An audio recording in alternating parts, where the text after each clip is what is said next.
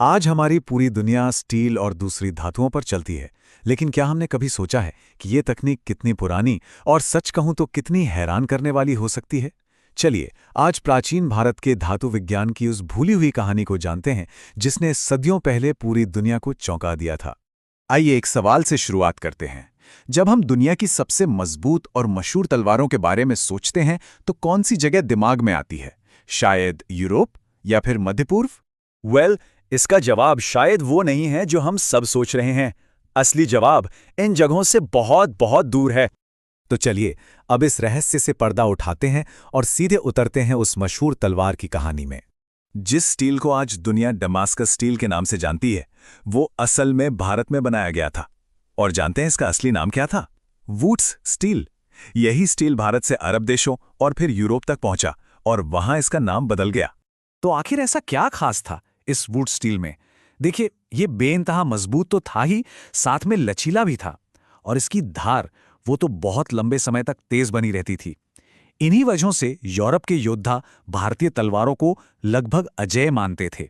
तो ये बनता कैसे था? क्या ये कोई जादू था? नहीं, ये कोई जादू नहीं था। ये था प्योर एडवांस्ड साइंस। जरा सोचिए, उस जमाने के भारतीय कारीगर शुद्ध लोहे में कार्बन की बिल्कुल सही मात्रा को एक बहुत ही कंट्रोल्ड टेम्परेचर पर मिलाते थे।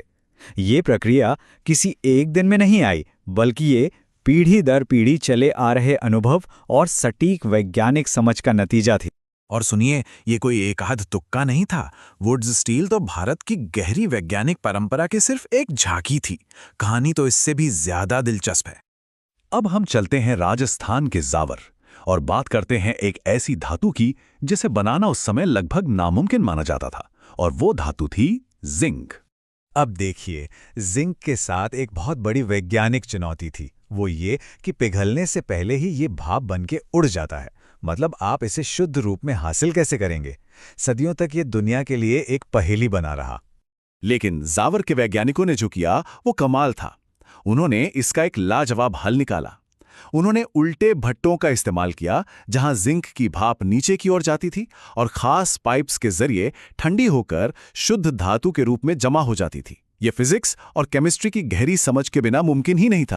और ये तकनीक अपने समय से कितनी आगे थी, इसका अंदाजा इस बात से लगाइए कि आज से लगभग 2000 साल पहले भारत ये करने वाला दुनिया का एकमात्र देश था।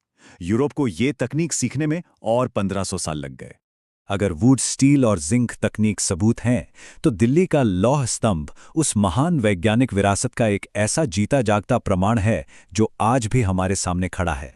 सोचिए जरा, एक लोहे का खंबा जो 1600 सालों से खुले आसमान के नीचे खड़ा है, बारिश, धूप सब झेल रहा है, और आज भी उस पर जंग का लगभग कोई नामो निशान नहीं है। ये बात आज के वैज्ञानिकों को भी हैरान कर देती है। तो इसका रहस्य क्या था? राज था इसे बनाने के तरीके में। लोहे में फास्फोरस की बिल्कुल सही मात्रा मिलाने से इसके ऊपर एक पतली प्रोटेक्टिव जंग-रोधी परत बन जाती थी। साथ ही खास फोर्जिंग टेक्निक से लोहे की सारी अशुद्धियां निकाल दी जाती थीं।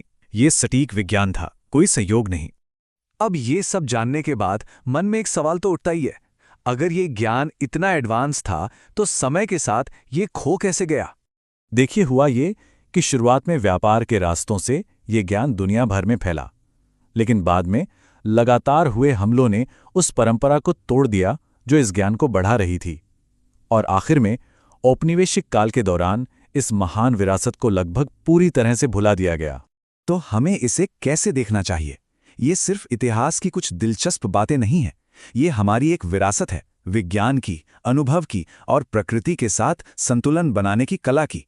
ये दिखाता है कि प्राचीन भारत में तकनीक सिर्फ एक टूल नहीं, बल्कि एक पूरी फिलॉसफी थी। तो आखिर में सवाल यही है, क्या ये सब सिर्फ गुजरे हुए कल का एक गौरवशाली अध्याय है, या हमारे आने वाले कल के लिए एक प्रेरणा? ये याद रखना जरूरी है कि इनोवेशन और साइंस की जड़ें हमारी अपनी ही धरती में कितनी